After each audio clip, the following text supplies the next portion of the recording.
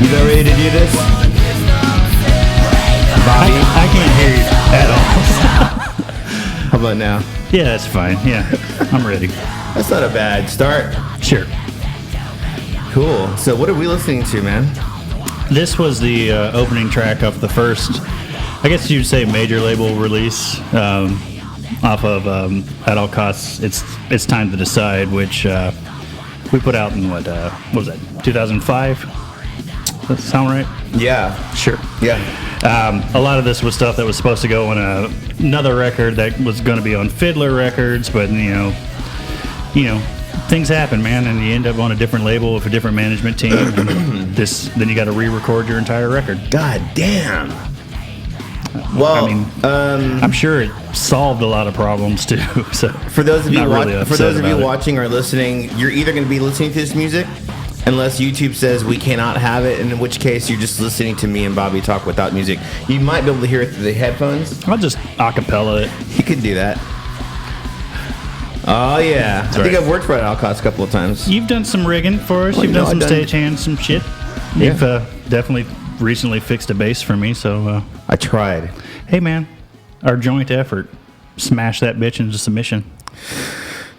Yeah, I struggled with it for a little bit, which is not normal for me. I usually don't have to struggle with anything.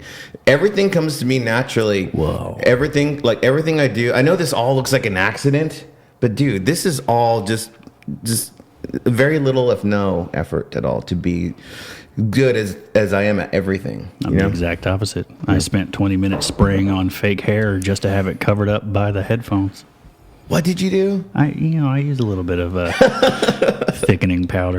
So I bought some whiskey because I wanted to have some drinks, and I'm doing a low carb thing because I'm too fat. And he's drinking beer. He doesn't have a weight issue. Well, the whiskey for me, any liquor, honestly, it's the difference between tomorrow morning taking a 10-minute shit and a 45-minute shit. So oh my god! I just know how to pace myself. I'm not gonna drink all of it. We only have you kind of gotta.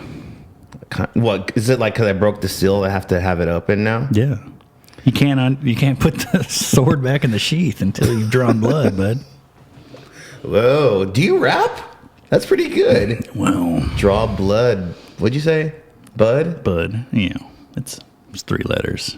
Does music come naturally to you without any effort? Oh no, not at all. I am the son of a man who constantly sang parody songs of hits on the radio, but still not like Weird Al somehow. Dude, my dad, your dad's Weird Al? He looked a lot like him, especially in the Living with a Hernia video when he was dressed as James Brown. About 100% my dad's look from the 80s and mid-90s. Ooh, that was gnarly. My dad played in a cover band. And they just played, bars and stuff. Yeah. I remember distinctly my dad was in a band called Jimmy D and the Junkyard Express. Which one was he? Was he Jimmy D or is he part of the Express? He was part of the Express. He was the bass player. My dad's name is Ricardo, just as my name is. And he played bass in this band, and the reason why they were called the Junkyard Express is because Jimmy D worked at a junkyard, and they had rehearsals at the junkyard. So I actually ended up having to sit through their rehearsals in a greasy-ass, dangerous-ass fucking junkyard while they sat around and did cocaine and drank. Sounds like there was also a lot of ass in this junkyard. There was greasy man. Ass, dangerous ass. Sometimes the other dudes in the band would bring their kids, and then I would have somebody to go and break windows with. But otherwise, it's just me hanging out in greasy ass mud puddles and stuff. Well, there's a age-old game for one kid, multiple kids, anyone can do it. It's a parking lot game called Move the Box with the Rocks. Basically, you just throw rocks at the box. Throw rocks at the box until it's too far away, and then you go get the box. You throw rocks at the box and then meet a girl named Goldilocks. Shit. Who knows how to pop locks? You just rhyme locks with locks. And Roblox. That's still locks. and giant cocks. See, because that wasn't the same word. Don't be such a size queen. Any cocks will do. And I'm not thinking about dicks. Not all the time, anyways. Well, but most of the time. It is noon. Well, it's dick o'clock, dude. When I went to go buy, this fucking You got looked at for buying liquor I so early in the morning? dude. Because all right, so I roll up. And You don't look like a homeless bozo. I was What are just you trying doing to. with I was this? just trying to get shit ready, right? So I fucking go to this liquor store, and it's 10 a.m. Boom! As soon as I go in there, and I'm looking for the Miller Lite, but they don't have any Miller Lite there at this liquor store. So I go and La-ti-da. and I'm like, yeah, let me just go ahead and get that half pint of Jameson, please. And the guy's like, and he gave it to me. And when he gave it to me, he gave, when I paid it, and he gave me this look. He was just like, take care of yourself, brother. And I was like, huh? Because I'm like, I didn't even put it together until I'm like down the road. I'm like, that dude thinks I'm a fucking hopeless drunk. Which at one point I was, but this was a long time you're ago. Not hopeless. I wasn't hopeless. I was helpless. No, actually, honestly, man, I've never really been super hardcore drinker. And I know what we're drinking before noon, but this is only for the podcast. This is only for art. This is what sometimes you just got to drink whiskey before noon. Yeah, and That's it. keep in mind, you know this, but these folks don't. The other day, one of my fillings fell out of my teeth, and every cold beverage is murder. So I'm doing this for you. What are you gonna fill it with? Probably the wax from a baby bill. Oh shit! Just ball it up and cram it in there. Well, you know what works out. You know what works really good too, man, is if you get Jello and you stick Jello in your tooth, because that's what punk rockers do when they put Jello in their hair to make it stick up. That's what they're doing. They're filling their cavity. Yeah, holes. you can do that. Or you can not true. Or you can just straight up go to Home Depot and then get get a Dremel. I've got a Dremel. Yeah, or you don't have to go there. I'm an American white male over 35. I have a Dremel. Dude, you don't have to go. Don't have to get crazy about it. You're getting crazy. Yeah. All right. Dremel that shit. Your whole tooth out. You don't need it. I did have a chipped tooth that I... you got a chip on your tooth? I've got a lot of chipped teeth. I do too. But I fixed it because it was, sharp and was snagging my tongue and stuff. Ain't that a bitch? I fixed it with a soda can. I bit into the can. It was an empty can. Poked the hole, and then I spun the can until I sawed the can in half. And by the time I was done, I had worn enough off the tooth where it didn't bother me anymore. You bit a can in half? Like a billy goat. God damn. Well, I was right here. Where is it? Right here. It's got beautiful It's this teeth. one right here. It's kind of smoothed over, It looks fake. but I got like this beer bottle, and I was like, I was just being punk. One of those kids. I mean, I was just trying to get my punk points up. This was in the crucial time in the 90s where I was just trying to, there's other punk rockers, and I was trying to just catch up. These guys have been eating bugs and living in fucking ditches and shit, and I'm trying to be cool. If you weren't one of those kids that could flip his eyelids inside out on the playground, then you had to catch up in other ways. Fucking A, I hadn't thought about it. Dude, that makes me think about gleeking. Every single one of those kids has either murdered somebody or is on their way to murder somebody. I think I'm going to freak my son out with that. Don't do it. No, I'm going to do that because I used to do that. Gross. I have those Chinese eyes, bro. You know what it is? I don't know what that means. For the record, I'm not agreeing with him. I have slanted fuck? eyes. I'm Native Jesus. American. I'm Native American, so it's natural for me to have a little flap in my eye. So that's why Just digging it deeper, man. I'm Native American, bro. Sure. Ancestors. Anyways, yeah, my Native American ancestry is Tigua, and we are part of the Tigua Nation in Isleta, right outside of El Paso. You had to put a little extra mustard on that Isleta, didn't you? Isleta way. There it is. I'm pretty good at the Mexican accent, except I just don't speak any Mexican. Wow. And I don't speak any Spanish either. Jesus Christ. What have I signed up for? What did you get? So where'd you get your name Clean Bobby from? I've always wondered this. Is this because... Can I just tell you first where I think I got it from? I want to hear what you think it is. Okay, I think you got the name Clean Bobby because you were on tour and you were the only person that had a problem with having stinky feet. You mean I had a stinky foot problem? No. You were the only one that didn't want a stinky foot problem because, as we all know, being on tour, you might have to flip those socks inside out sometimes. No, man, I wear them until I throw them away at the bottom of some unsuspecting person's trash can who let us stay the night. Oh, well, you can do that too. Then That's just what go I without thought. socks until I buy other socks. That was my theory. That wasn't like I was like running around trying to... Yeah, a lot of people think the story is a lot longer than it truly is, and I'll allow them to do so. I just... Cool. Do you want the fantasy or do you want the reality? I'm like Billy Idol, dude. I want the flesh for fantasy. But give me the... So a lot of people think it has to do with drugs, drug-related or lack thereof drugs.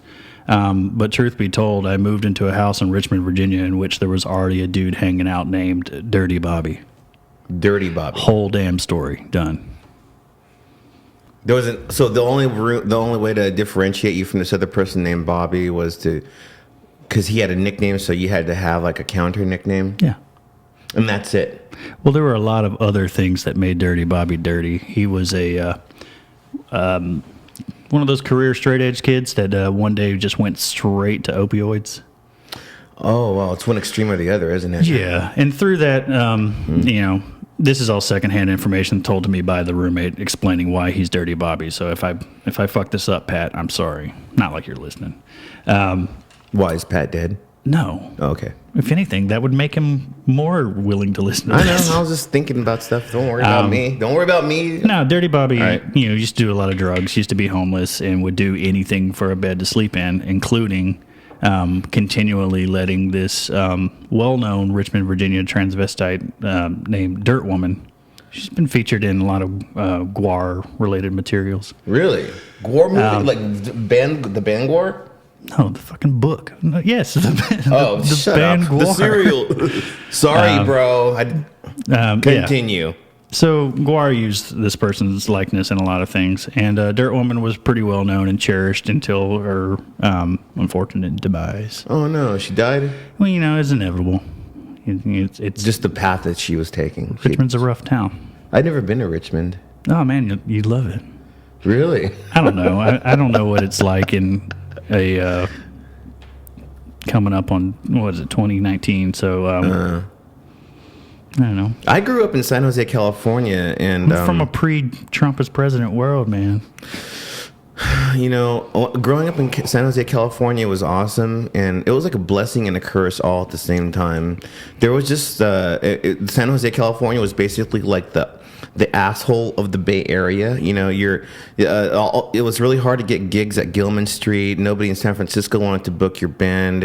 It was really hard to get like even Maximum Rock and Roll, which was based in the Bay Area, to even like give any of our bands reviews. They did to some of them, and I just didn't like the way the situation was. There wasn't very much a good community in the Bay Area. Well, I'm going to disagree with you on a small level here. I've been to San Jose, and it's got an outstanding Home Depot. The Home Depots over there are second to none. I've noticed that. We had gentlemen who were working there, I guess, who had time to lean, so management made them come, and not only did we buy the materials to fix the wheel cover, the fairing out. The what? On our trailer. You know, there's the fender well. Yeah, sure. Okay. And so we're like, well, we can't buy the actual fender piece that we need, but we can buy the sheet of aluminum and bend it. And that's what we did. And the staff at that Home Depot in San Jose did it for us. Why would you need a fender well on one of those things anyways? Man, who fucking knows? I think it's because we rented it and we had to replace it and make it look like it never happened. Yeah, in that case, then you don't want to fucking fuck that up. Yeah. So anyway, Clean Bobby, that's it. All right, cool, man. And you were also in a band called At All Cost. Yes. I am still currently in At All Cost, even though... I missed the gig, the last gig, I missed it. They're getting fewer, further between, so... Tell me about the members. Do we have some mutual friends in that band? We do, don't we? Yeah, we do. Trey Ramirez, he's the owner and proprietor of Spokesman Coffee. It's coffee and bar. Yeah, they have dude, Spokesman is awesome. I mean, I fucking love that they moved right there next to Music Lab. Yeah, I don't know if you've heard what's happening to Music Lab, but good. What happened? Wait. Well, you know, once the Cabela's, once their lease is up, a third of that building is going to become, this is projected for the 2020s. Okay, this is not a rumor. This is something that you know for a fact. This is something I know for a fact. A third of the building will be used for a microbrewery, a venue space, and an urban axe throwing range. Urban axe throwing range? Because you need to throw axes in the city. Especially drunk. Yeah. Especially in a spot that already has very limited parking. And you're just going to bring a venue in there as well. It's just a genius idea. Well, you know, okay, let's think about this, okay? We have 3 decent elements brought together as a trifecta: rock and roll, beer, and axes. What could go wrong, dude? Well, I mean, all of my favorite foods are technically in my shit, and I'm not going to eat that. Well, you don't eat your shit. You can't do that. I mean, you could. Don't tell me how to party. Yeah. I won't tell you how to party. How about that, bro? You ever think about that? Oh, I appreciate I might listen to you. I'll listen to you. Okay. I got no problem listening to you, bro. I don't know if I'm supposed to make eye contact with you or not. I don't know where I'm Oh, supposed to look. dude. Now that I'm looking at your neck tattoo. Holy shit. So your neck tattoo inspired my tattoo. You've got, what is that? It's a black metal Jesus. Black metal?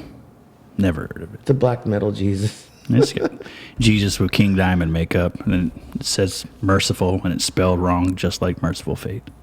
Dude, I never realized that. You are bringing just an abundance of knowledge to me in my life. Yeah, that's what this is, knowledge. Yeah. Tend to try to use my guests so I can go ahead and be enlightened.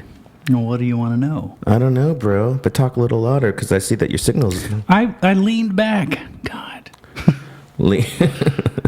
You are pretty relaxed right now. It's okay, Bobby. It's okay. So, I hear that you're a DJ. I play records, okay? No wiki. No, I don't even think I transition well from one song to the next. I do the wiki. Also, I think you don't DJ implies that I'm willing to take a request at some point, and I don't have Give it. me the worst experience that you've had as a DJ, and I'll tell you mine. Because I've had some pretty shitty ones. I don't know. I mean, I just play records. Who gives a shit? Okay, I'll tell you my story Yeah. then. Okay, so I was DJing Halloween at Beauty Bar, RIP Beauty Bar, and Beauty Bar Austin, I'm sure. The yeah, other Beauty ones are Bar, still. Beauty Bar Austin, downtown on 7th Street, across the street from what was that? What's known now? Creekside Yeah, Lounge. Creekside Lounge. Home of the Creekside Cocktail. That's right, dude, Creekside. Gotta get some of that Creekside cock, bro. Well, I mean, whatever you got to do to get the cocktail. I almost beat up the dudes from Jet over there at that fucking bar. I remember those assholes. I Those guys are remember that fucking- night. Those guys are dicks, They dude. tried to come into Red 7 without showing their IDs, and they're like expecting me to know who the fuck they are. And I'm The like, fucking pricks, right?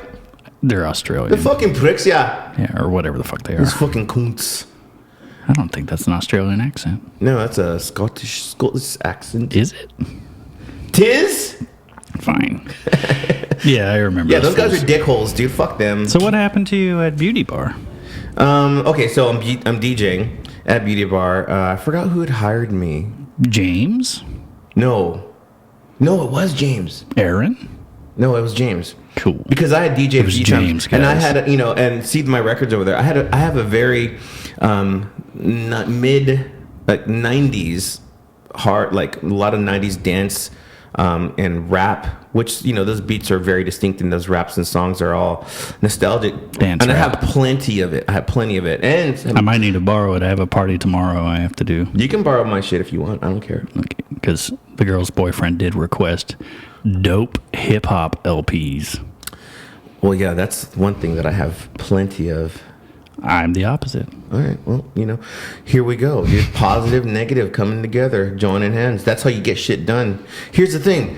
I'm DJing, wiki, and I'm playing all this fucking dope. Dude, the whole place was just bouncing. It was awesome, and I felt great, and I'm doing a great job, and the bar back's coming to me, bringing me beers, and dude, the whole night was amazing. This woman comes up to me, and she's like, she walks up to me, and she's plugging her, for those who are just listening right now, I'm plugging my ears. She comes up to me with her hands in her ears like this, poking her ear holes, and she's like, just shaking her head left, like no, like I'm like, all right, No, fuck you. I don't want to do the Tootsie Roll. So she walks away. Okay, 15 minutes later, 2 dope-ass songs later, she comes back, and she goes, like over the music, she leans over the table, and she goes, "Nobody wants to hear this. This is old people music." And at the time, I was playing, because I have like a set where it all kind of blends together. Playing So Rex and Effects. no, Shaker? no, I think I was playing Scenario from A Tribe Called Quest. You can pronounce it however you like. Yeah, scenario. And I'm like doing that, right? And then I transition over to a Dr. Dre song. And then she comes back up and she goes, "This is what I'm talking about. This is what I'm saying." I was like, what the fuck are you talking about? Did you ever find it weird when people use the phrase, "this is what I'm talking about," or "that's what I'm talking about"? They literally had an opportunity to say those words beforehand and didn't. She could have just asked you for a Dr. Dre song. Yeah, I think she was just trying to be overcritical because I'm using real vinyl, so these things are like relics to those types, you know. For She's me, relatively young. It's even easier to DJ with vinyl because you don't have to break anyone's heart if you don't have a record. They'll ask you again, like it'll just materialize in your stack, but yeah, hey man, I just don't have it. Yeah. I don't have to tell you why. Some people got it, some people don't. Some people want to know why you don't have it, and I'm like, oh, because you know, the 90s CDs was the thing. If the track wasn't that hot, they didn't re-release it, and if they did, well, cool, it's a $25, $30 LP that I'm going to be able to pull one track off of once a month, maybe. True. Some like it hot, some don't. Is that a power station? Oh yeah, you know what I'm talking about. I love them. You know, we're just saying, you know what I'm saying? You know what I'm talking about? I do like Power Station. So, Supergroup. One of the other things I noticed about DJing vinyl is that there's a lot of folks, a lot of young kids that just don't know how records work. And I know that sounds silly.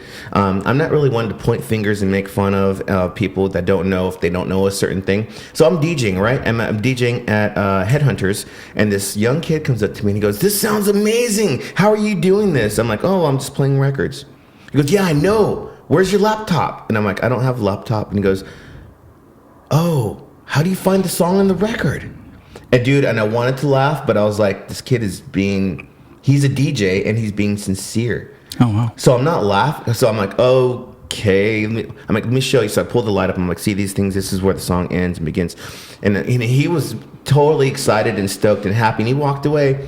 And I remember thinking, you know, I feel like I really helped that guy, because then later on after the set, he comes up to me and goes, "I want to get some vinyl. I want to be like, I want to do both, you know, so I don't understand it, but thank you for explaining it to me. No one's ever told me that."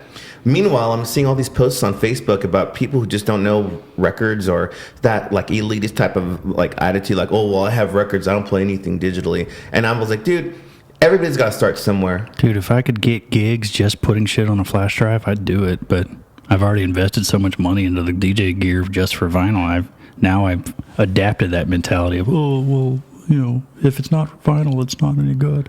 Yeah. Which I don't care. There's some stuff on vinyl you cannot get digitally. Yeah, but there's also, for sure, you know, anything better than lugging 400 pounds of gear. Right. I know. I only take like two, like if ever I DJ, I only take like, you know, 2 crates, and that's it. It's enough to, you know, 1 crate is at least 2 hours, You think about 8 songs is 30 minutes. That's the way I think about it. Hey, man, so I heard that you had a kid. I didn't. My wife did. No, you had a kid. See what I did there, guys? Oh, I see what you're saying. Okay. Yeah. You had a situation. Yeah, we have a baby boy. He's Congratulations, brother. I've seen some pictures I just didn't know. I needed to hear it from the horse's mouth. She didn't have sex of a horse, Rich. No, man. Not even close. That's not what I'm fucking saying. You need some help, bro? Yeah. Here. Jesus Christ. I told you, man. All right. You need a jacket tech. Yeah. Jacket tech. So, yeah, my son, his name is Early. Like the word, in case people just forgot that word existed somehow. No, that word totally exists. I got up super early this morning. Yeah. All right, continue. Tell me about your son. He's 3, or he'll be 3 in November, and we have another one on the way. It's Oh shit! Really? That's right. Congratulations! I didn't know that. For anyone who's new to this baby duo thing here, this is not brand new information to Rich. That is pure acting. No, I didn't know, man. I thought I told you this like 2 days ago. Well, you know, I was busy. Oh, okay. Yeah, he'll be here. There's another little boy. Oh shit, dude! You're freaking me out right now. That's so fucking cool. I want to say late January, early February. Dude, I fucking love kids, and you know what, dude? Fuck anybody that's like that hates kids. Like, I know that there's some people that are like, you know, kids aren't for me. I'm not gonna have a child. That's cool. I don't like these motherfuckers that are like, I'm child free. I'm kid free. I'm like, no, you're childless. Yeah. You fucking dumbass. So I hate that shit, because having a family and it's just like, dude, I thought I was living before until I had a son. Yeah, it's a great experience. It's fucking wonderful. It's like, you know what it is? I've described it to people that have been like, I'm not sure I don't know if I'd be a good mom, or I don't know if I'd be a good dad. If you're worried about that, that means you're going to be, because you're worried about it. You're concerned. You're going to be conscious about it. And also, when I had my child at 39, I kind of wish I had him earlier now, but. So you'd still be kind of young to hang out with him when he's older? No, just so. So you won't be 70 maybe. When he's getting out of school? Right, yeah, because that's sort of what's going to happen. Because he's going to be in school for 40 years. Yeah. I was 40 years. Yeah. No, not 40. He could be, really, if you wanted to. No, so I explain it this way. I'm like, okay, here's what it's like having a child. It's like going to Six Flags your whole life, looking at the scary ride, and just going, I can't do it. That's too fucking insane. And then when you get on, then you finally one day you get enough guts to go on the scary ride. The second you get off of it, you just want to go back on it again. Because you realize it's not as scary and impossible, and it's not as terrible, or it can be frustrating. I think you just described BDSM. What's that? Oh my God. What is? What's that? Hey, Mr. Google. Let's no, that's not how computers work. BDSM. Oh, you're talking about. Yeah. SM. Yeah. Beto doesn't. Yeah. Doesn't sound Mexican. Beto doesn't sound Mexican.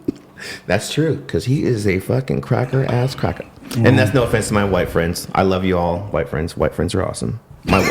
I love my white people. I love white people. I do, man. I'm tired of shitting on white people. I don't shit on white people. I love white people. Hey, man, we my son's half white. We had a good run. My son's half white. We had a good run.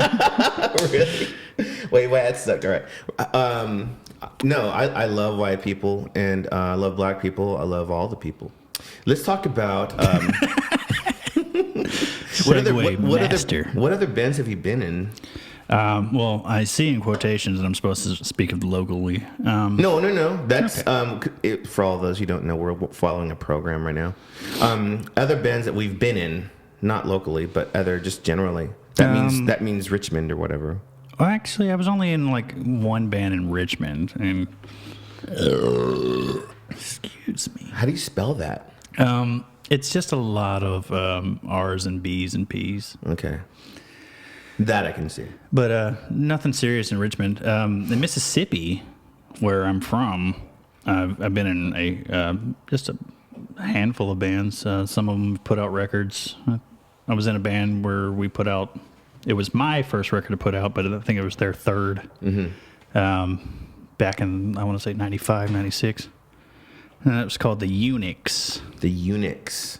Yeah, the Eunuchs. What kind of music? Was it punk? Just straight punk? It's like garage rock punk. Our idea of punk, a lot of Lookout Records influenced stuff. The Queers, Mr. T Experience. Dude, Mr. T Experience is on tour with the Queers right now. I saw the Queers one time. I played a show with the Queers. Yeah, Joe's still doing it. Yeah. Good for him. Yeah, seriously, man. That guy's... Love Songs for the Retarded, that's such a fucking great album, dude. And, the death of, primary Ramones members has had to have been the greatest thing to ever happen to Joe Queer. Well, now, they're sort of... Yeah, now they're the Ramones now. Yeah, they're legit.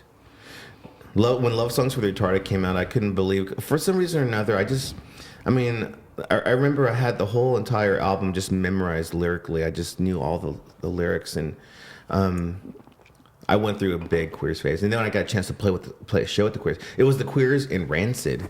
We played a show with Rancid and the Queers, and that was pretty cool. I was really happy with the Queer. I was really stoked on that. But anyway, I might actually go see them. And I've seen Mr. T Experience a couple of times too. The weird thing is like even in my formative years playing in bands that were inspired by Lookout Records bands or pop punk or garage rock, it was never really something I was into. I just liked being in a band, just played music. And that's why the other band I was in around the same time was a rockabilly band or punkabilly. Psychobilly? Not quite, because there was nothing fast or high energy about what we were doing. Mm-hmm. Plus, you got to think I was like 14, so... 14, güey. I didn't... have any stage presence.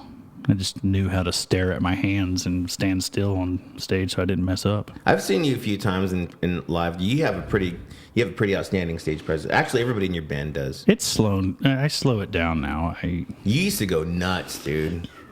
Well, sorry guys, I'm burping all over the place.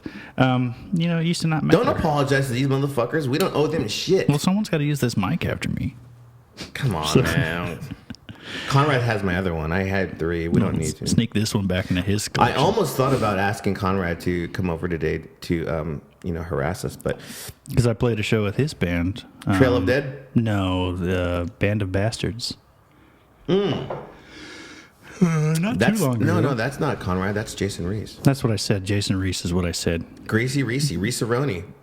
Play back the tape. You'll see that I didn't mess that up. Yeah, Jason Reese-a-roni. Yeah, I've spoken to Conrad maybe an entire minute's worth in the 10 times we've talked. That's about as much time as anybody could stand talking to Conrad, just basically. I didn't gather that. Just kidding, Conrad. I love you. I figured it was just my end that made it awkward. No. Band of Bastards is a newer band that Eric Sanger has, right? And it's Eric Sanger, Jason Reese. It's Sam Rich. Sam Rich, is that his name? That's the only guy's name I didn't know. Sam Rich. He is Austin's only drummer.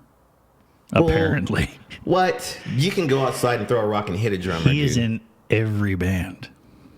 Oh, he's just a hired gun dude. Yeah, he's a mercenary. He's not getting the tattoo. No, not getting probably the band tattoo. Not. He's in a great surf band, the Del Vipers. I don't think Dynamite Boys ever getting back together, but he's Dynamite a good Boy. drummer, man. He did it. Who else is in that band? I keep forgetting, dude. I know this. I'm kind of buzzed right now, so it's escaping me. I'm sorry, dude. Who I've known forever, and I can't remember your name right now. He's a fucking fantastic. Anyways, he's a good dude. What does he I'm play? getting buzzed as fuck right now. That happens. That's kind of the point, right? Yeah, I'm fucking up right now. Who gives a fuck? Anyways, they're a good punk band. Okay. And I will definitely go ahead and edit that name in at the point where we're talking about right now. And so they're a cool band. What about new bands that are around right now in Austin? What kind of bands are you looking at, or that catch your attention at least? Bands that I like. Oh. I mean, locally, that recent, like within the last 2 years, maybe. There's not a ton, to be honest with you. Are we getting old? No, it's just there's a lot of mimicry going on in Austin right now, and what seems to sell is the attempt to sound like a third-tier Ghana Records band. Like there's just more fashion garage than anything. Or the absence of fashion becoming the fashion. And, I've heard it all before. I was in the bands that were playing the first tier of Goner Records. I played the first Goner Fest, and, some of these kids were 11. I don't know what that is. What's Goner Fest? Well, Goner Fest, in which, you can check with Eric on this one, when he really wanted to start a music festival in Memphis, he's the owner of Goner Records. Okay. And he was toying with the name. Well, obviously, in Memphis, there's a couple of different music festivals that you can parody to come up with a name. Mm-hmm. So I liked Goneroo. I thought that was going to be the best one. That's a cool name. I like that. It's a good spin-off. Yeah, I thought it was too good. And not like my say mattered, but yeah, he went with Goner Fest. Pretty, what are you doing? I'm lighting some incense right now. Incense cones, guys. These are just to basically just increase the radness of the vibe right now. I like Austin bands. I think a lot of them are doing great shit. What do you think There's about a lot of metal bands that are... Is there even a metal scene here now? There absolutely is a metal scene in Austin. What are your favorite metal bands here right now? I have to pander. I have to say bands like Ungrieved and... Sabbath Crow did evolve into a metal band. Sabbath Crow's awesome, man. And there's such fucking cool people in that band, dude. Yeah, and they only play like every 6 hours somewhere in Austin. So, you have plenty of opportunities to catch them. They're fucking fantastic. I remember their first shows were like, 2007 or something? Or around that remember all the Headhunter shows and the Red 7 shows. Yeah, dude. Those guys were always super fucking... And they still are... I was over at the Chad Holt Memorial thing. I ran into those guys, and we had a pretty good hang there for a second, even though it was kind of sad. Yeah, and I know you've had Chad on the podcast. Yeah, man. Chad is a homie of mine, dude. He and I weren't that close. We've only spoken maybe twice ever, and it wasn't under the best circumstances. It was actually at all costs related. What happened? There was a time in 2005 where, right after the band had gotten signed and given their advance, they went and bought new instruments because they were playing on garbage, as most bands do. All right. I hear that. And one night, parked in front of the singer's mother's house, the trailer got broken into, all the stuff got stolen. And fuck. before it was like a well-known, like, Facebook wasn't a thing. MySpace was in its infancy. The information of like the itemized list of the stuff that got stolen hadn't gotten out, and yet there's a guy on Craigslist in Austin post all the stuff he has for sale, and it's a damn near identical list. And this guy's name is Chad Holt. Ay. So of course I confront him about it, not in a like accusational way. I just wanted to like, hey man, where'd you get all this stuff, man? That's such a big list. And I don't remember what it was, but after a few beers, I don't remember his excuse, but I didn't care if he had done it. Yeah. He was a charming fella, so. He is. He's a self-admitted professional criminal. He knows it. He's been you've seen all his mugshots. Well, he wasn't no angel, but he was definitely a good... I still don't think he did it, but if he did, I don't care. I got no proof to say he didn't. Right. I hear you, man. Plus, it wasn't my stuff. I joined the band like 6 days after that. All good, man. That shows you have a good heart, brother. Here, cheers to fucking Chad Holt. Yeah, thanks for not stealing my shit. Yeah, Chad Holt was he was such a cool dude. We hung out, not like, not all the time, but like we would always end up like in the same bar together, Nomads or Casino South or something like that. Yeah. I met him way back in the day when Trophies... In a fun period where there was still only like, a handful of bars you would actually go to. Yeah. I really miss going downtown and going to Jackalope and Casino Camino and stuff. Now it's just like a big giant shit show. You can't go anywhere near there. Wow. But anyways, what do you think about, Nothing's cooler than old heads talking about how things used to be. Yeah, but I've come to embrace the changes. And regarding that... Oh, shit, we actually... yeah. We segued into the right topic. Mm-hmm. Organically. I'm paying attention. Wow. Yeah, so what are your thoughts on, Austin 20 years ago versus now? Well, 20 years ago, I was just visiting Austin. I didn't move here till December of 2003.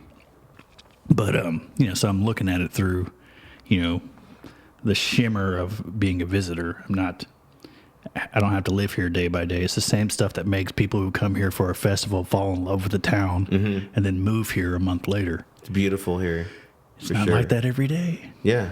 Of course it's cool the weekend there's something cool going on. Yeah, the daily struggle still goes on. Yeah. Yep.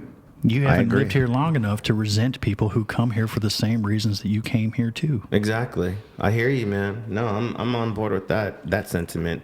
And I, as far as like the mentality of, Austin, we're full, don't move here. Mm-hmm. Come on, guys. It's not going to do you any good to harbor ill will towards people that move here from other cities. It's not healthy.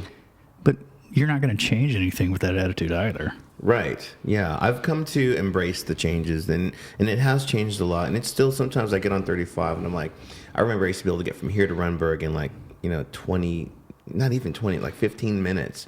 Now, you're looking at an hour at certain times of the day. Of course, you run into your dick bags, every once in a while, but that's going to happen pretty much anywhere. And if anything, I feel like changes like this, people are having to become creative and challenge themselves to adjust to the surroundings, and kind of like what you're doing the DJ thing, man. Or embrace the ignorance of the newcomers and have a laugh at it. Just enjoy the fact that somebody who comes from Silicon Valley moved here and now he lives in the metropolis. And if you don't know what the metropolis is it the shittiest? No, it's a very questionable. It's a very questionable. Everybody at some point has done their time living there. Not me. I used to wonder. I got lucky. It's on Pleasant Valley and Riverside over here on the east side. And if you go there to go bang a chick or whatever, and you might leave your windows down, don't be surprised if you come back and your seats are gone. It's not exactly. What are you going to do with those seats anyway? Dude, how many times have you put seats in your backyard and just sit there? I have done it many times. I've never stolen them. They sell chairs. I use them. Dude, but they're not as comfy as a bucket seat. They're absolutely more comfy because there's not a chance of leaning back too far that it falls over.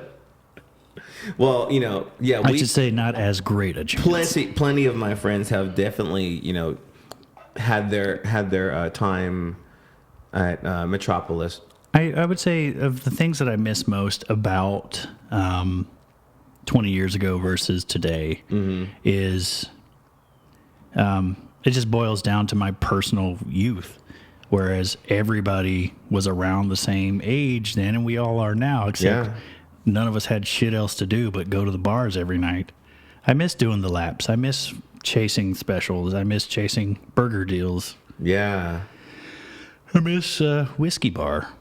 I miss Whiskey Bar and too. the Ritz when it was the Ritz, not What Bob it is now. Woody's son's the Ritz. Or I don't mind an Alamo Draft House. I just it feels to me I don't like see the point. Like when I moved here in 2000, I remember just thinking to myself, okay, this is where Mineral's from. This is where Ministry's at. Cool. I remember having that idea, and then the first week I was living here, Sunny Day Real Estate did a free in-store at Waterloo Records, and I was like, this is where I need to be. Yeah, there was a time where there was a lot more going on in the realm of, I hate to say it, live music in this town. Yeah. And it was more eccentric than just this private party, vice party, Fader Fort shit that Thank you. I'm certain that Stubbs is going to turn Beerland into just this VIP venue that only the elite of the elite can get into. Yeah, that's kind of shitty. But, seeing Iggy Pop in that alleyway behind the Driscoll was great. Behind the really? There was a time where 6th Street was just ensconced with the weirdest individuals. We're talking street corner wizards. Leslie was fun. Yeah, he was a trip. Unless you worked at a venue and he got in somehow, and then it was your job to deal with them all night. Ay. Yeah. Ay, wait. Yeah, there was a lot more colorful characters back then, and now they're just aggressive. Man, I gotta tell you, dude. I don't know if it's just my age, like changing my opinion of it's possible. eccentric people. Well, it may be. I mean, we get older, because as we get older, if you're responsible at all, you sort of like fall into this routine of everything's got to be a certain way, otherwise I can't do this, and if anything interferes with that. And that just goes for whether you have a job to do or whether you have a vibe you're trying to get. You know what I'm saying? It's like always like you kind of navigate throughout the day, and if anything kind of interrupts that, it kind of pisses you off because you work too hard for this shit. I think I lost interest in hanging out downtown the minute you couldn't park at teachers' parking lot. Same thing, dude. Same fucking thing. And so now I'm at the point, if I ever go downtown for a gig, I'm just going to go ahead and just park in the fucking $12 parking lot because I don't want to fucking even think about where I'm going to park, or some dude's going to try to come up to me and ask me for money and shit. One time a guy pulled out a knife on me. I just fucking laughed. What kind of knife? It's a butterfly knife. Nice. Yeah. Did he do all the tricks? Him? Yeah. Did he look like a fucking hibachi chef? No, he didn't. Cool. I had a knife on me, but I didn't pull it out because I just felt like I wanted to get out of there, you know? Plus, I fidget with knives. I'd probably drop it on the ground and have them wait while I picked it up. Do you fuck around with knives, dude? Is knives one of your thing? I think they're cool in the same way I think books are cool. I don't own any. Dude, who's that really, really cute girl that makes all the knives? This Andrea. God, she is a doll face, but she makes these crazy weapons. I don't know if they're meant to be weapons. I know that, but they're beautiful.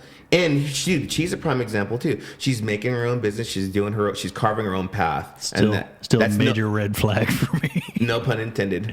What? Just a major red flag. What, girls creating knives Just anyone who builds knives. or weapons of? Just like anybody. Did you hear what I just did? I was like, here's a girl making knives, carving her own path. I heard it. That is fucking, dude, that's dope. I tried to steer my head physically away from that comment. That was just mad. That's what you call just like vocabulary magic. It's not his first rodeo, guys. I don't know. No, it is. I've never been to a rodeo. Are you thinking about, dude, there's a monster truck thing happening in Dripping Springs I'm thinking about going to. Well, there's the rodeo that comes to Austin, and they always have like this, one exactly who you'd expect to play the rodeo, whoever the pop country star is of the time. They always play, and then it's always like Akon. What? I don't like that. You don't remember when Akon played the rodeo? I remember fucking Akon. No. I don't fuck with Akon, dude. Just to show you how green and ignorant I am to the world of hip-hop, I really thought someone was trying to say acorn, and they were just more southern than I was. Dude, do you think that's bad? Dude, Akon. listen to this. So I go to my dad's house one day, helping him with some shit, and he's like, all he does is sit around and watch like Judge Judy and fucking YouTube all day. So I go in his room, and he goes, "Did you hear about this rapper that just got out of jail?" And I was like, which one, dude? Like, And he goes, this guy, Young Jizzy. Who the fuck names themselves Young Jizzy? And I was like, well, the guy got out of prison. Oh, you mean Young Jizzy? And no. At this point, I just didn't know what he's talking about. I don't know what you're talking about. And I was like, well, the guy got out of jail, and he kind of went to jail on some bullshit and stuff. And he makes good music, and even though you don't like rap, yada yada yada. And my dad goes, but why Jizz? Why does he name himself after cum? And I was like, oh snap, dude. No, it's not Young Jizzy. It's Young Jeezy. I will say though, but that was pretty funny. If Thanks, you're Dad. looking for a masculine moniker, naming yourself after cum is the direction you need to go. Yes. Young sperm cell. Just cum. Spermatozoa. Young man gravy. Wow. Yeah, these are things that men talk about amongst themselves. It's not like after you like have sex with a chick and like blow your load on her belly. She's like, wow. She's like, oh, blah, blah, blah. And you're like, yeah, man gravy. And then we talk about that amongst men. No, I just do my whole like,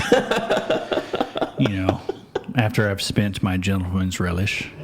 Gentleman's relish. That is a fuck, dude. Here, I like to put on my damn I'm good trucker hat and then, wipe my tears away and leave the room. Do you ever do the helicopter dance after you fuck and your dick's like twirling, like twirls? I'll be the first to admit, no, I'm a dead lay. I've never gotten better. I've been bad forever. I'm pretty good, actually. From what I've heard. It's not what I heard. Yeah. Really? Yeah, I know. Dude, lie to me. Well, I want to lie to me. I want to go on record of being the first to say that I'm bad, even though I know I'm not the first to say that I'm bad. No, I've definitely been told. I've often hear girls about like, oh my God, I had sex with this guy. He had such a big dick, whatever. And I'm like, all right, cool. Good See for you. how he snuck that in there, folks? I'm like, good for you. Good for you. Free advertising. So here's the other thing about it. It's just like, just like some guys have big dicks, small dicks, medium dicks, or no dicks sometimes. Dude. No dicks sometimes, guys. When some women have big vaginas, some have small vaginas. And I've definitely had some big vagina women. And it's like throwing a hot dog down the hallway. It's not their fault. Wow. And it's not my fault. It's just the way nature intended. Pick a side and stick to it, man. Correct. That's right. And that's what we do here at Release the Bath Podcast. We drink whiskey. For the record, I wasn't talking about women's genitals or preference, therefore of. I'm sorry if that offended anybody. Generation offended. We're just talking shit. I didn't say any of those things. Oh, I know. All right, so let's talk about what else do we need to talk about? We were still talking about early 2000s. So what I really missed about 2000s is back in that day, I sort of felt like we were all just sort of finding ourselves musically. Yeah, I was definitely cuter. Oh, dude. No. You're still cute, man. Shut up. You're still cute. I got this goddamn prison pussy growing on my face so I don't look like an old boy. Shut up, man. Yeah. I have a gray hair. Do you see it? I saw you post about that months ago. It was post-worthy. It's there. Do you see it? No, I don't see it. Do you see mine? I just started going gray. I don't know if you noticed. Dude, you know who has the best gray hair? Joey Diaz, dude. I was gonna say Clooney. What? Joey Diaz. No, I'm not. He's a fighter. A farger? Fighter. Oh. Yeah, he's got some cool Bet gray he hair. farts too. Who else has a cool gray hair? And George Clooney has cool gray hair. Yeah. Who went gray and then looked better after they had gray? Me. I think. What about the dude from Joey. Employer Employee? Oh, also named Joey, right? Yeah, I guess it is. That works. I was talking about from Friends. So Matt LeBlanc. So Joey and Craig were one of the first people I met here in Austin, and they had a band called Employer Employee. I remember those, Employer those EE tattoos. Oh, dude, Employer Employee was like, when I saw Employer Employee, I was like, I was in Cruiserweight. Were you playing in Cruiserweight? I was in You that didn't band. mention that earlier, bro. You know, because they don't mention me. I'm not part of their band's history, even though I was. Even though you're the most handsome person in the band besides Harvey. That's not true. That's a good looking band. Cruiserweight is what's the girl's name? She hosts now for Karaoke Apocalypse. Yeah, it's Stella Maxwell. She's gorgeous. Stella. Yeah, she's a little tiny thing. Is she married? No longer, unless she's got plans in the future, in which case, congratulations. Right on. Yeah, I really. Dude, some people frown upon marriage. I love when people get married because it makes me feel like, dude, love is alive and exists, and there's something to sacrifice something for, which means gives me hope because just because I dated a bunch of dum-dums, that doesn't mean that I can't find love. At some point, I'm deserving of love. And when I see my friends married and happy, it really makes me feel good, and it makes me think like, hey, man, it can happen for me too. So I'm just going to hang in there. Yeah, but also, side note, just because you felt that they were dum-dums doesn't make them dum-dums. Well, yeah. Well, there's okay. So there are two people to each person. There's relationship Rich Mendez, and then there's homeboy Rich Mendez. You and I are on homeboy terms, and let's I've see been where these beers take me, baby. No, I've been. You killed that whole thing. Yeah, I drank half a pint. Oh wow. So there's like there's bad Rich Mendez, and the bad Rich Mendez is I'm a really bad boyfriend sometimes, and I have been. And there's people who I've actually reached out to apologize. My homegirl Angelica, I'm not gonna. I gotta erase that name, but she was just the sweetest person, and she did everything she could for me. And for whatever reason, I just felt like I could do better, and I was just beyond my head, man. I just didn't know what the fuck I was thinking. I've thrown away. I'm pretty sure I've thrown away at least 2 or 3 good marriages, which should have just happened. But I got to chalk it up to just me just being an immature fuck at that time. Yeah, I was going to say there's a lot of times where I want to defend I used to throw a lot of hip in this town. And, in doing so, your reputation becomes mud. Mm-hmm. Correct. So, I'd like to defend it by saying, I just didn't know what I was doing. I honestly felt like this was the only thing I was good for. Like, this is my worth to other people, and this is how I show up my interest in them is purely sexually, and nobody wanted anything else.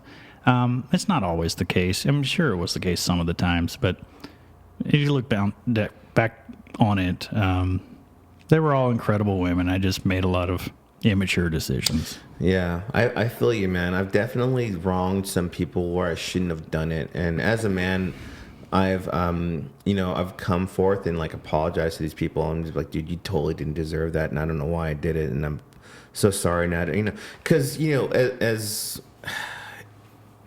well, don't also like sell yourself short. There's definitely a confabulation when you look back on things and you falsely remember things. Mm-hmm. Like, yeah, that didn't happen that way. So you're mad at me for something that didn't really happen. Yeah. I've done my best to, as crude as I can be or sound, and all the weird things that I say and dumb shit that I say. At the end of the day, I just really want to make life convenient, and not convenient, but I'm trying to always just be a better person every day. Well, there's something to be said by abandoning the old mentality of you have to be appalling to be appealing to people, and like you have to offend folks for get other folks to like you. Like someone always has to be the victim for you to gain fans.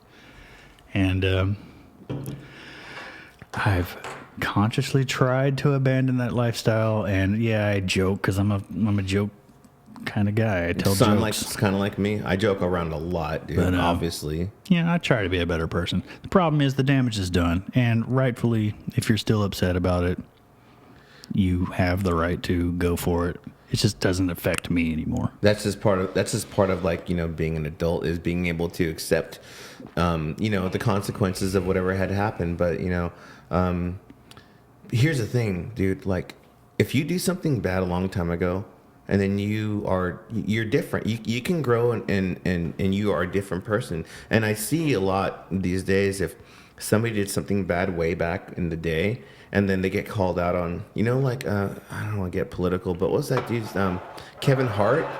Kevin Hart did that thing, and then they fucking gave him a bunch of shit for saying some homophobic jokes. It's like, dude, we are allowed to grow and get better. That's what it's about. Being a human being is being allowed to grow and get better and be forgiven and work towards being better. Yeah. And that's just not a lot of, there's not enough forgiveness these days. I mean, that's true. I'm very forgiving, though. I know we're in a call-out culture time frame, but I still believe, you know, you're not supposed to punch down in comedy, period. Right. And a lot of people who view another group as lesser than or easily low-hanging fruit like to make fun, and that's punching down, and you're not supposed to do it. Carlin didn't punch down. Yeah, he didn't. He punched up. Yeah, so... He punched up. And a lot of people will invoke, you know, Carlin's name to defend their past tweets and say, oh, you know, you guys didn't do this when Carlin, you know, he didn't do it. Yeah. Yeah, I know. I hear you, man.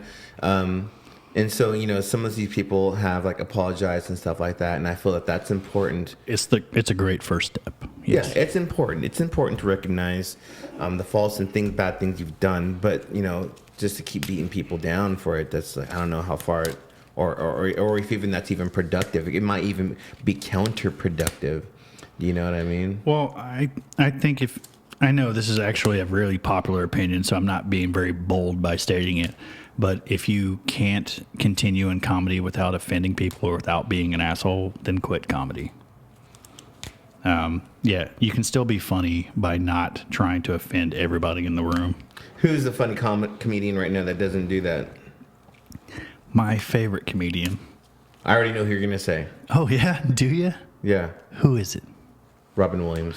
Absolutely not. I could not stand Robin Williams simply for the fact that he, you know, it's perpetual perma-fried Coke brain where you can't finish one sentence before starting the next. Yeah, he kind of like rambled, but continue. Well, drugs. I'm listening. Gary Goldman. He just put out a special on HBO about his depression, and yeah, that makes him more human to a lot of people. But Gary Goldman, still an observational comic. Mm-hmm. The only comic who's ever tipped me in all my time working at Cap City Comedy Club. And I don't know his like reasoning behind tipping me, whether it's something he routinely did or he actually saw something in me worth tipping. Yeah. I didn't make the sandwich; I just brought it to you, bud. But that $20. That was later used in buying around for my coworkers whom have become friends. Little Dave Rodriguez, Liz Sherman. People that actually came to my aid when I got sick the first time. People that came and checked up on me when I had my cancer scare in my 20s. Dude, that's fucked up, man. And a lot of them have become lifelong friends. And some of them have become the mother of my child. Yeah. And you know, it kind of all goes back, if you think about it, to that $20 that Gary Goldman gave me.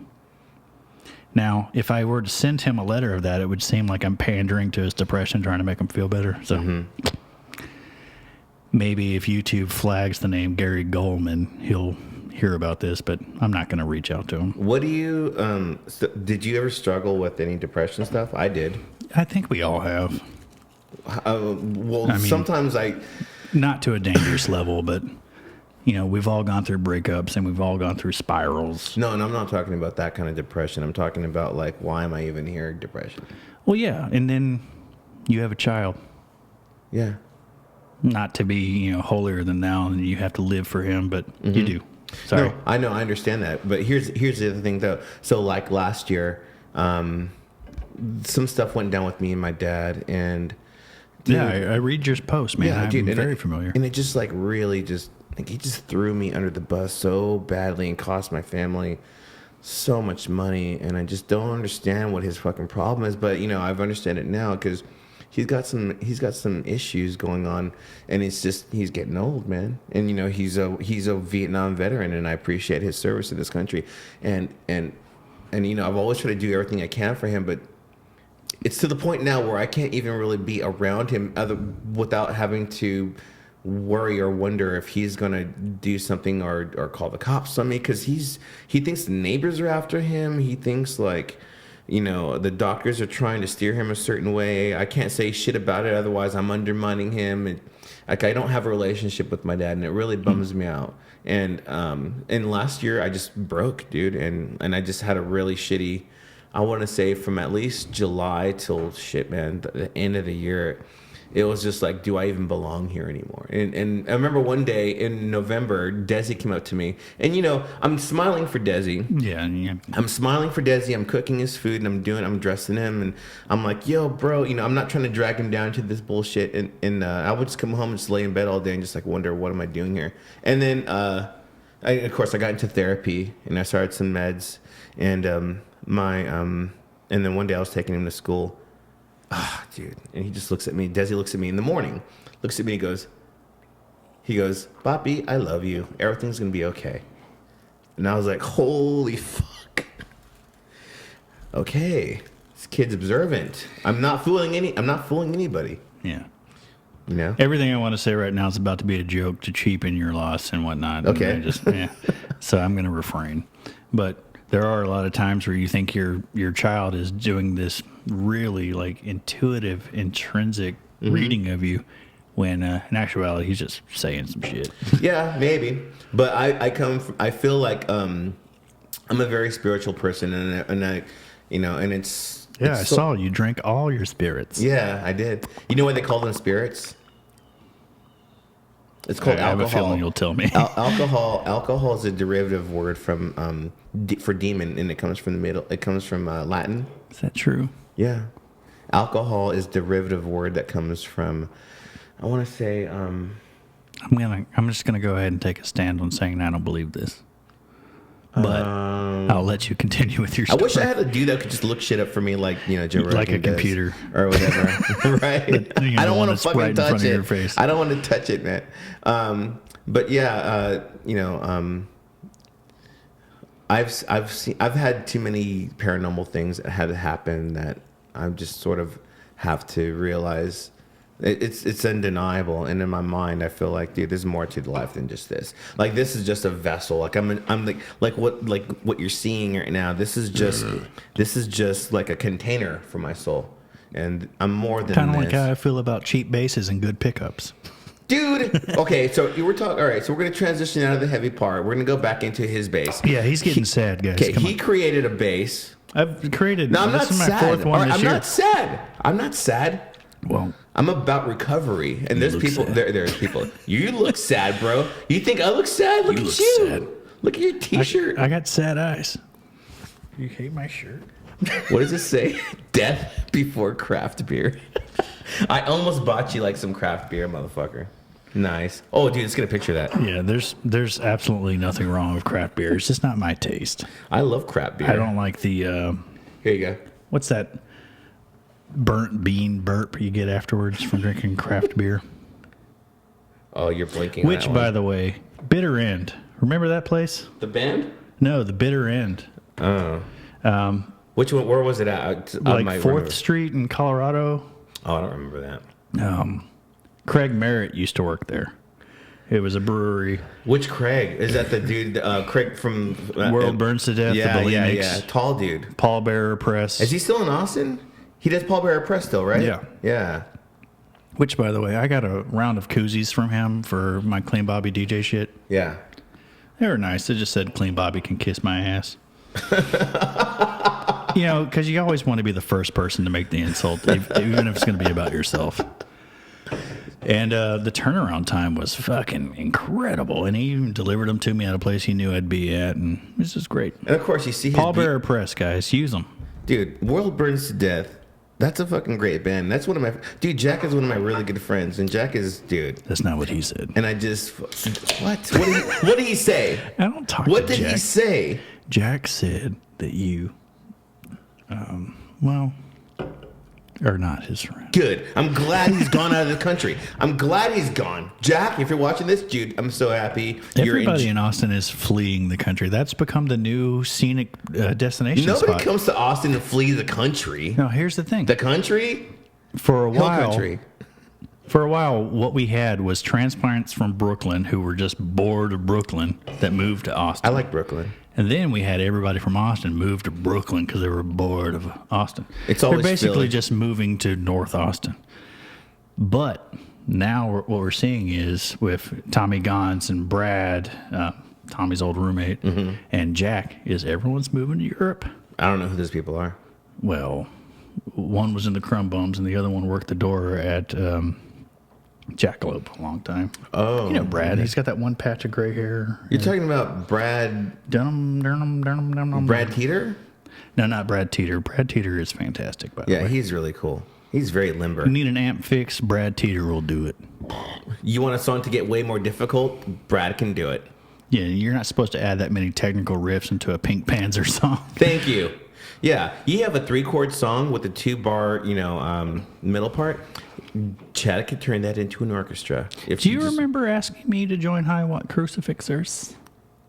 Yes, Sorry, I do. My voice went straight Moira from Schitt's Creek.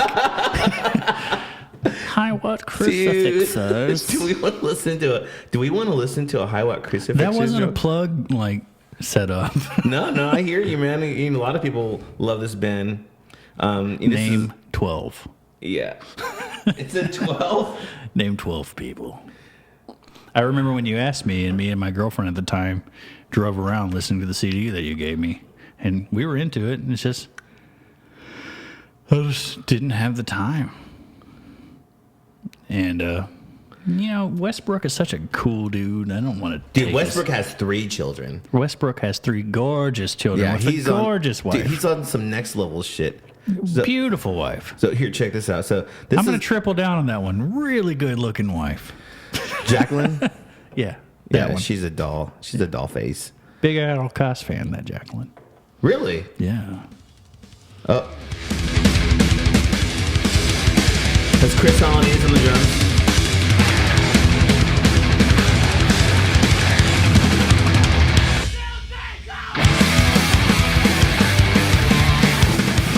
Dude, I really miss this band. Start it again. No, I can't. Chris is a dick. Well, He's a dick in a like band. you said, throw a stick and you'll hit a drummer. Yeah, but not all of them are going to be like Chris. There are better drummers than Chris. No. Who? Got him? Yeah. Better than that guy. Okay, who's better than Chris? Just tell me. Johnny motherfucking Oz. Johnny Oz? At all costs. Really? Oh, well, you guys had 2 drummers. I thought about this morning. So we do have 2 drummers, and they never play at the same time. They will alternate songs if they're both in town. Mm-hmm. But for a while, one lived in New York and one lived in L.A., and that, we would schedule shows and tours around that. But the show we have, in December at Barracuda, the 21st. Mm-hmm. Barracuda. Which day? Which day? Oh, the December. 21st of December. Barracuda. Who else is playing? That's not for announcing yet. Okay. I mean, we've got it on lock either way. Okay. It was at Mohawk, and then they moved it to Barracuda. Which, if you're familiar with the Austin scene, that's not a good sign. I think we all know that. But Grant is coming down from New York for that one, so he'll be doing this shit instead of Johnny. Didn't one of your guitar players go on to play with Darkest Hour? Which is very bizarre because at one point when I moved to Richmond, Virginia, the drummer of Darkest Hour was my roommate. And by roommate, I mean when he wasn't on tour, that was his room. When he was on tour, it was my room. Wow. And there wasn't room for 2 of us in that one room. Yeah. I mean, this was a 3-bedroom, 2-story shack in Richmond, Virginia that was $200 a month. That is fucking You know dirt how cheap, bad dude. a house has to be $200 a month for a 3-bedroom, 2-story house? A whole fucking house? Yeah. For $200 a month. Yeah. The front door didn't close, which is why Dirty Bobby came in all the time. Oh my God. Was it ex-crack house or something like that? Probably if Bobby was Jesus there, it was a Christ. crack house. I mean, he would like sneak in when we were asleep and take a shit in the top tank, take a shit in a magazine, smash it flat, put it back in the stack of magazines. That's not nice. Well, I mean, that's the anti-nice. nicest way you could have said that. That's just not nice. It's just not nice at all. That's counter nice. Richmond was really big on pranks at that point in the early 2000s. Like my buddy Travis, the One-Eyed Wonder, Travis liked to, like to take a shit on a paper plate and stick it in someone's microwave at a house party. Oh my God. That is fucked up. That really happened? For those of you who are too young to know, the early 2000s was the era of the CKY videos Oh and my God, Jackass. dude. It's just so like- you had all of the mimics out there as well. Just decadent, right? Jesus Christ. Anyway, That is double lock disgusting. your doors in Richmond in the early 2000s. I really liked all the Jackass stuff, honestly, because I grew up in San Jose, and in San Jose there was a bunch of pro skaters that would they're on their way to a skate jam or something, and There's your burps. yeah, there's mine. But in San Jose there was like a bunch of skaters living at the skate house on 11th Street, and they would make their own videos too, Yeah. do crazy shit, and make movies and stuff. I don't think people should ever discount the video, like the videography and the editing that happened, on the DIY It's so much skateboarding work. scene. It's so much work, and it's hard to do. I don't care how much Jonah Hill has praised their wares. Jonah Hill. It's never going to be enough. Jonah Hill, the actor, The actor. has he had some shit to say about skate videos? Or Great things to say about it. He was a part of things. There's documentaries on Hulu. Look it up. Oh, I didn't know that. What did you think about the Joker? I've watched it twice. I haven't paid to see it once. So there's that. I paid to see it. I'm gonna pay to see it again. I am a huge proponent, and having a young child that you can't take to a theater. Yeah, I'm gonna can't go take ahead a and admit I pirate fucking videos. I do it. he's a pirate. You didn't see his tattoos? Yeah, You didn't know that this? one's a pirate actually. Yeah, he's got a pirate tattoo. So yeah, No, I use streaming sites just like everyone else. I don't. I've watched The Joker twice. Well, you have an Apple TV. Can you send me the thing then? I can't due to Facebook's restrictions about soliciting. Oh, okay. But Well, I we'll can talk just about it tell after. you. Yeah, we can talk about it after. That sounds good to me because when I saw the Joker, I really felt like, and there was a couple of references to like the DC thing with Batman and stuff. I really just loved seeing. We got to tie it in. At some point you have to mention Batman, which I kind of felt was cheap, but whatever. It was like a true to life Gotham City situation going on, and you saw some really raw. It was like Taxi Driver with Batman with the. I was going to say, I think it's amazing that it's getting the praise that it's getting. Now, it's a great film, but Todd Phillips just made Taxi Driver with Robert De suit, Niro yeah. again. And Joaquin Phoenix is fucking amazing, and he, still I have to say that my favorite Joker so far is Heath Ledger. Yeah, but who's your favorite Joaquin Phoenix role? Walk Hard. No, I mean, not Walk Hard. Walk Hard, the Dewey Cox story, guys. Not that. That's a great movie. It's a fantastic story. It's a great. So you liked him in Johnny Cash and Walk the Line. Yes. Yeah. What about Parenthood? What about I never saw that one. Clay Pigeons? I saw Clay Pigeons. Clay Pigeons was Yeah, great. that was a good one. Yeah, Parenthood, man. Dude, they don't really make cool movies like they used to make. These They days. literally do. It's just your opinion has changed. Possibly, yeah, I think so. I don't hardly ever get out to the movies. Once again, you've got the glimmer of nostalgia kind of overshadowing and yeah, clouding I hear your you. opinion. Yeah, I hear you, dude. That makes You sense. know, you go back and watch things, and I'm going to lose a lot of fans here. The Monster Squad doesn't hold up, dude. It's just not good. The Monster Squad. Yeah, but if That's you an old movie. yeah, but if you go back and watch something like the entire Perfect Strangers series, and you're like, man, the physicality, like the choreography, the way these two played off of each other, that show was pitch perfect. Okay, so Perfect Strangers was a 1980s sitcom with two dudes living together. One guy, Balky Bartokomous, who was from where? Mypos. Yeah, where? The island of Mypos. Okay, Ireland Mypos. Shaped like a pork chop. And this guy, just like a regular ass Larry American dude. Appleton. Yeah, and they did make for some pretty hilarious. Dude. I love that show. Watch it again, and you'll appreciate like all the physical attributes they bring to the show. Like this stuff. I mean, at some point, God, the beers make you forget. That's what happened to me earlier with that. But Cousin Larry, he really demonstrates. You realize, even though he wasn't the crowd favorite because he's not bulky, he's the glue that holds that. Is the straight man that holds that entire show together. Kind of like The Odd Couple, right? Well, yeah. Yeah, it's like the same formula almost. Well, if you had two people that were wild cards, you couldn't. It loses its effect. Yeah. Also, one thing before we're coming up on having to close it down here, but I wanted. I mean, you just edit it down to an hour. You could. No, it can do. We can do this for all day. We can I got do this 3 all other day. stories. It says so right here. Yeah, we can totally just keep going and going and going. But what I was gonna say is that now I forgot what I was gonna say. That's bullshit, dude. Cousin Larry. Bro. All right, yeah, Cousin Larry. Balky Bartokomous. Thank you. You remember. I remembered what I was gonna say. So Clean Bobby has a DJ situation, and he makes these videos. And Clean Bobby seems to be caught up on a lot of '80s nostalgia of cinema. Tell us about that. What? Dude, you're like into Scorpion. You're like Red Dawn and shit. Who doesn't like those films? RoboCop. It's great movies, 1 and 2. I know. But what I'm saying, The other ones are, they are what they are. What do you think about 80s horror movies? What are your favorite 80s horror movies?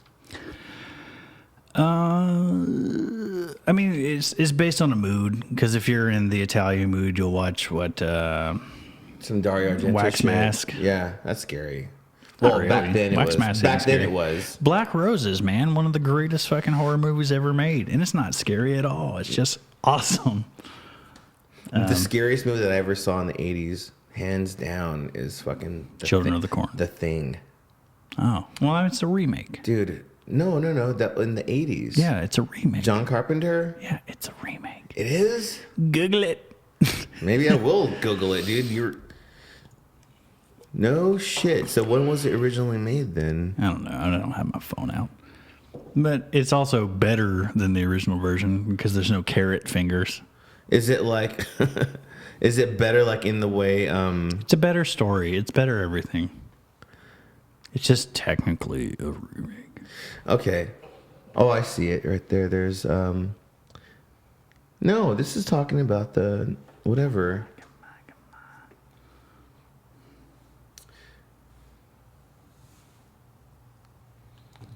Cape Fear was also a remake, and I never knew that was a remake until later. Which, Wow, this is cool, man. Wilmington, North Carolina really isn't getting the credit it deserves because that's where, Cape Fear is. That's where Dawson's Creek, One Tree Hill, all these great shows. I want to say the first season of Eastbound and Down. It's just a great town. If you have a chance to go there, unfortunately, the Soapbox Laundry Lounge isn't around anymore. Great town. Was that a venue? The venue / place where you could get your band's tour laundry done while you're playing. And there was a really good shot that the bass player from Weed Eater was doing bingo or something downstairs because a lot of the prizes were I love Weed Eater. Well, a lot of the prizes of the bingo night, like heavy metal bingo, were his wife's taco place. Now, she may not have that, and that could be defunct. It's been over a decade. Dude, I played at a place in Cincinnati way back in the day, and it was called Sudsies. And they had a stage, and they had a laundromat there, too. It's a great idea. Bands need to do laundry. Just do laundry, and then like you're playing a fucking rock show. The show that night Take got $10 canceled. out of our guarantee and let us do laundry. We were doing a show with the Locusts. We ended up, because Sudsies at the time, they're like, no, we can't have the show tonight. Something happened. And so my band, this other band I was on tour with called Ringworm, and we went and played. Ringworm. At least they showed up. Dude, we went and played a fucking basement show with the Locusts at some dude's house locally, and that was the first time I'd met Justin Pearson. And in Justin Pearson, he gave me that first EP that I think was a split with Man as the Bastard. And I remember thinking, "Oh, you're friends with Man as the Bastard?" Because I hadn't heard of them yet. I had heard of Swing Kids, and I just hadn't like put together that it was the same band or the same dude. Like Charred Remains, anything Eric Wood has a part of, which is oddly enough, circling back to like bands I was in, but I wasn't really listening to the shit that inspired the bands that I was in. I was listening to Man as the Bastard and Spaz and Assuck and Anal Cunt and stuff like that at a really, really impressionable age, while everyone else was like, "Oh, have you heard the new Rancid?" I'm like, You're like, "Yeah, I do. I'm listening to Assuck right now." Yeah, Florida put out some great bands. Spaz was like one of those bands that just really blew my mind. I remember thinking, "How can you put so many songs on one record?" Seriously, agoraphobic nosebleed, man. That figured really, it out. Dude, that really just made me feel like, dude, does this band really have 30 songs in this album? Yeah, how is that your fucking money's worth possible? on a Spaz record. Do you remember that band Jenny Piccolo? No. Okay, Jenny Piccolo was from the East Coast. Sound like or you no, made I'm that sorry, shit they're from the West Coast, and they had like super short ass songs, and there were the guys from that band Mohinder. You ever heard of Mohinder? Yeah, I just remember the guy from Heroes. His name is Mohinder. Well, dude, so I'm a fucking nerd, okay? you know what the fucking deal is, bro. So here, so this is like some Mohinder shit. No, this is Jenny Piccolo. Wait, start over.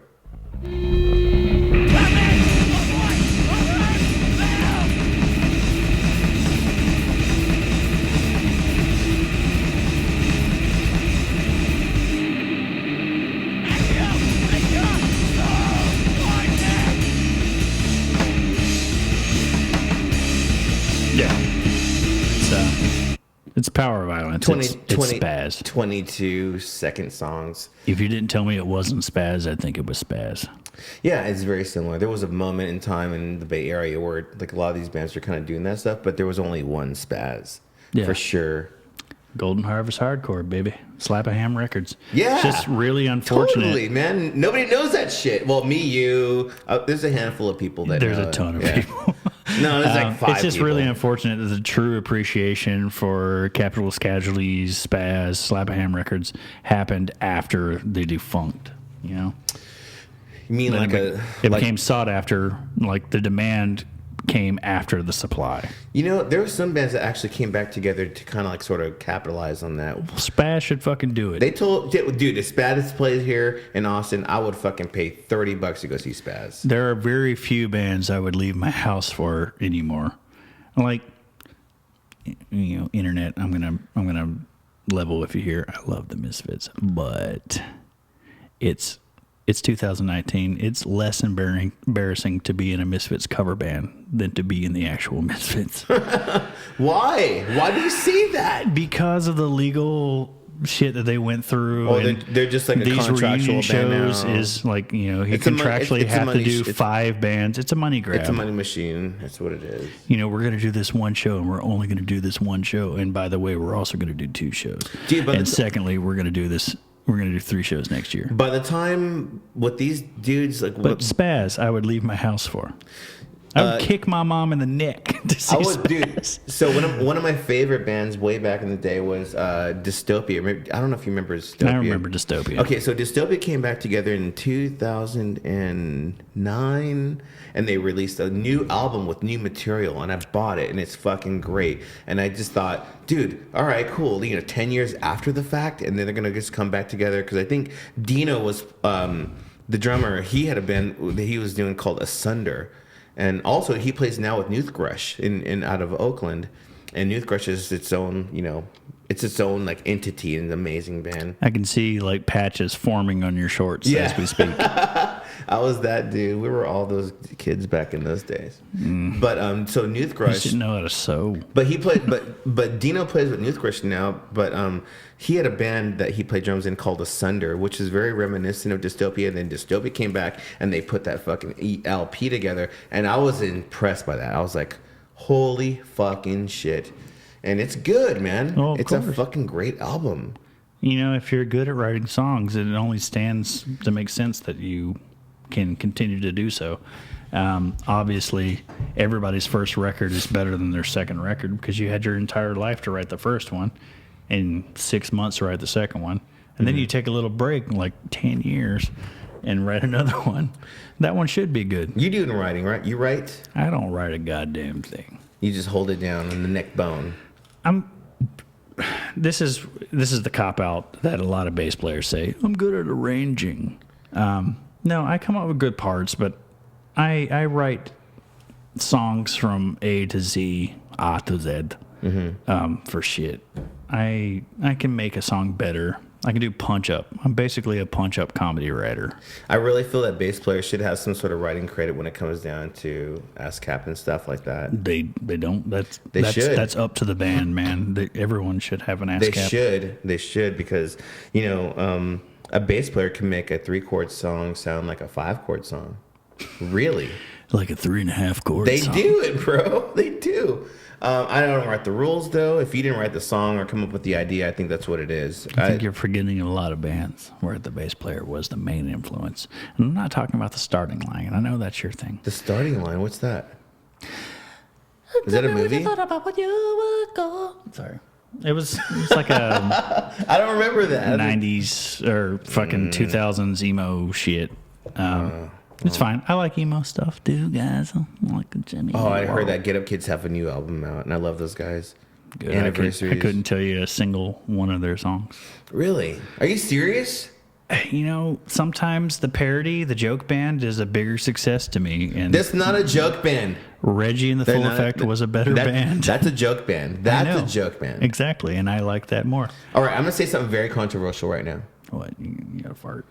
Thursday, Captain Jazz, and The Promise Ring all sound like the same band to me. You know what? You play any of those songs, I goddamn guarantee you, I can't tell you who's who. Exactly. That's what I'm saying, dude. They're all shitty singers in those bands. I'm sorry, bros. Well, I won't apologize for not listening to things that I didn't listen to. But I'm not worried about it. if you like it, that makes sense. Go for it. Cool. Go nuts. I won't knock people for liking the band Ghost. My son loves the band Ghost. I love Ghost. I love the band Ghost. And you know why? Because of how stupid people sound when they hate on the band Ghost. Thank you. You mean to tell me that a Swedish band made it into the U.S. charts singing songs about the devil, and you have a problem with that just because of the way they look? Imagine the Cardigans writing all their songs about Satan. You would be all over that shit. Mm-hmm. Yeah. And, you know, all their their Black Sabbath covers were solid.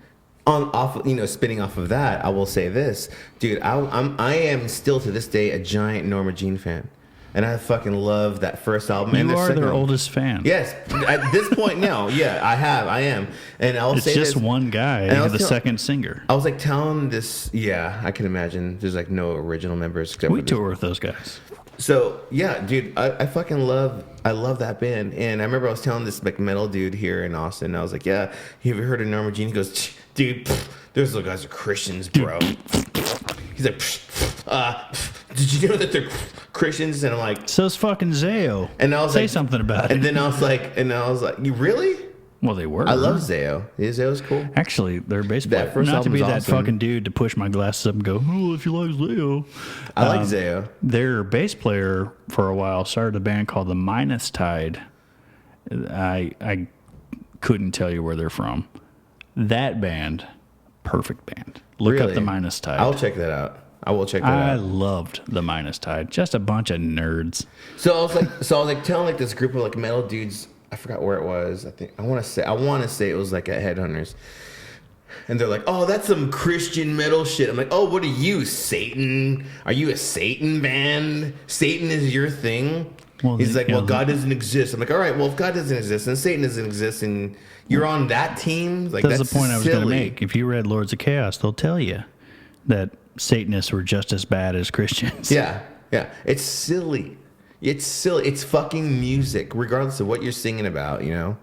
In my opinion. Anyways, we gotta get going, brother. You know what I've always found silly? basing your entire presence, your outward, your dress, your attire, your persona off the music you like. Thank you. Makes no sense to me. That's fucking, dude. Your point makes sense to me, because I'm not willing to fucking put on a uniform to accommodate anybody. There's nothing less punk than being punk. Right. I got my emo hair going. I'm gonna do it. I'm reliving it. You do have pretty solid emo hair. I'm dating a girl who's like 27, and I'm pretty sure it's because. So she's a third your age. Yeah, but I'm pretty sure it's because of my hair, though. You're 71 years old. She's like, fuck you, man. That's not true. I'm not 71. I was born in 74. That beer math might not be correct, but if it is, I'll take it. Clean Bobby cleared out 6 beers. We are done. So all right. Good night, everybody. Anyways, Clean Bobby, thank you for having us. Thank you for having me. Or for being here. Okay. Cheers.